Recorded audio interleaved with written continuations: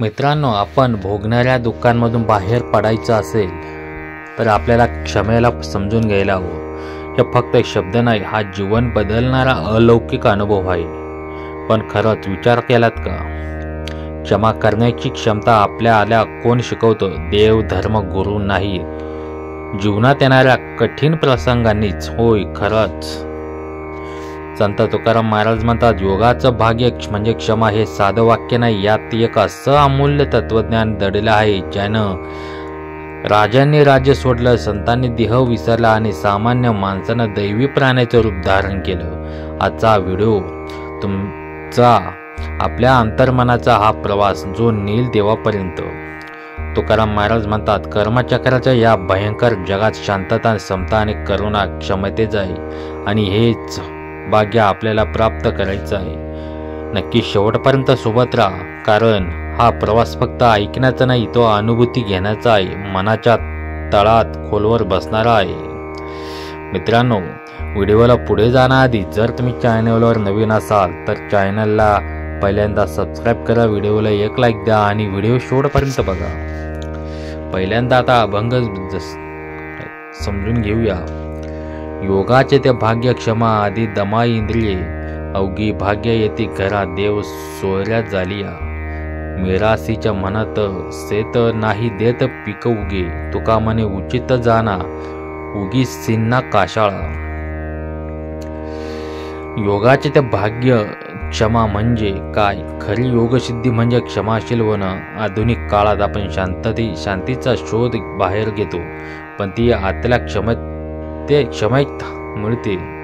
आज युगो राग मत्सर आपल्याला सतत तोडत असतो, त्याविरुद्ध क्षमा ही एक दैवी ढाल आहे. वास्तविक उदाहरण, सोशल मीडियावर वाद, कौटुंबिक कलह यावर क्षमा लागू केल्यावर परिवर्तन घडते. इंद्रिय संयमाची गरज, भाषा, विचार, वर्तन यावर ताबा मिळवावा. संयमाशिवाय भगवंताचा स्पर्श होत नाही. आजच्या युगात किती अभाव आहे. अभ्यास व रक्त तापल्यावर शांत राहणं म्हणजेच खरा धर्म आहे.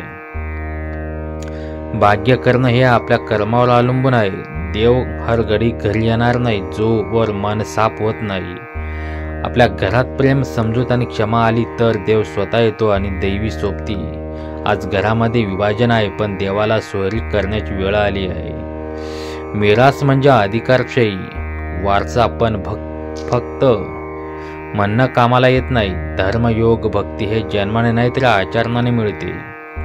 आज धर्म परंपरा टिकली आहे, पण धर्माचं वास्तव हरवलेले आहे. संत तुकाराम महाराजांचं शिक्षण, योग्य ज्ञान मिळवणं म्हणजेच ईश्वर दर्शन.